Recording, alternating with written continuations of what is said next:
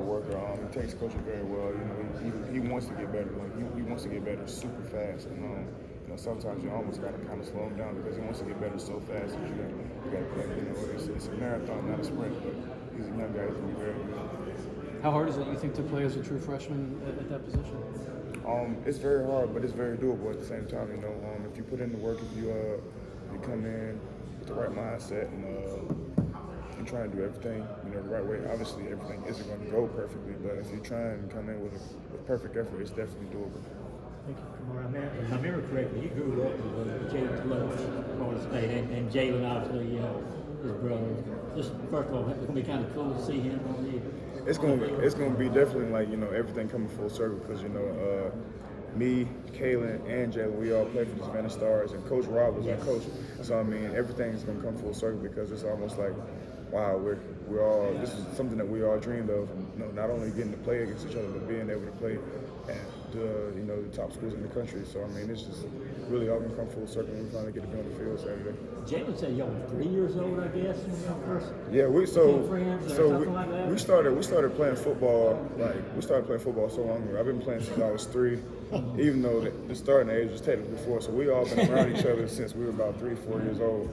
I'll get you to see it confirm this now. Jalen said the other day he's an elite free safety. Is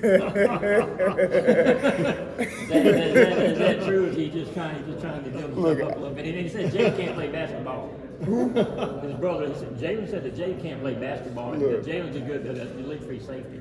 Look, I think he might be gassing a little bit. That's all I'm gonna say. Yes, Jalen pretty pumped up about yes, sir. About his game. Yeah, I definitely could imagine. You may have been asked this already, but a guy potentially be taken very high in this year's NFL draft. Why was it important for you to be here and play in this game? Honestly, I'll just say just for the love of my teammates and the love of the game itself. I always feel like if I'm able to play a football game, why would I not play?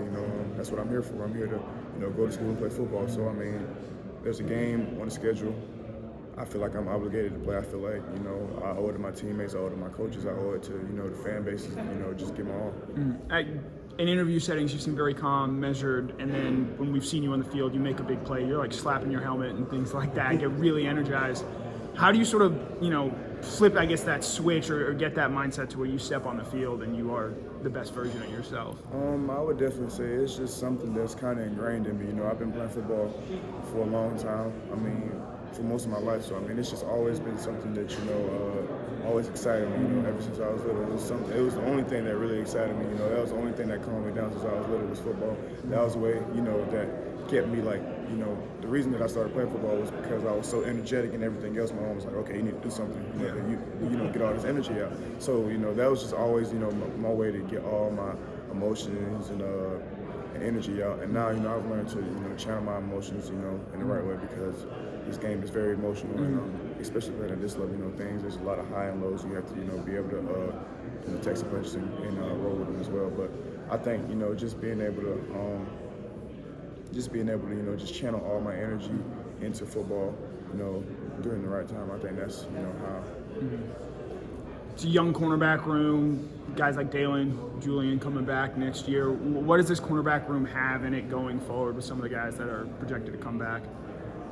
It's a very talented room. Like you said, it's a young room, but at one point, I was a young guy, so the room's going to be young. In order for it to have veterans, you have to be young at some point. So these guys they're very talented, and all the guys in the room, they want to get better. Like they listen to coaching.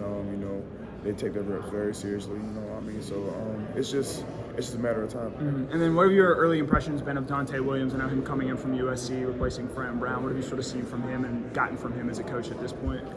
Coach, he's a really good coach. He knows his stuff, and he really enjoys coaching. He comes in with great energy every day. He's come in. Obviously, he doesn't know everything in the playbook yet. He's only been there about a week or so, but he wants to be able to help us any way he can. So he's doing everything he can to learn the playbook as fast as he can and be able to coach us to the best of his ability. And then you came in with the same class as Brock Bowers. I'm sure you've seen him do a ton of things in practice. What are you going to remember the most about playing with or practicing with Brock Bowers and having him as a teammate? A guy like, playing with a guy like Brock, it's kind of like a once in a lifetime thing. You don't get to see too many dudes like that. You know, the thing I probably remember most is, like, outside of all the plays he's made, is just probably his work ethic. You know, he's the same goofy guy, like, you know, every day. You know, he don't really talk much, but when he does talk, he's always saying something crazy off the wall. So that's probably the thing I remember about him. Kamari,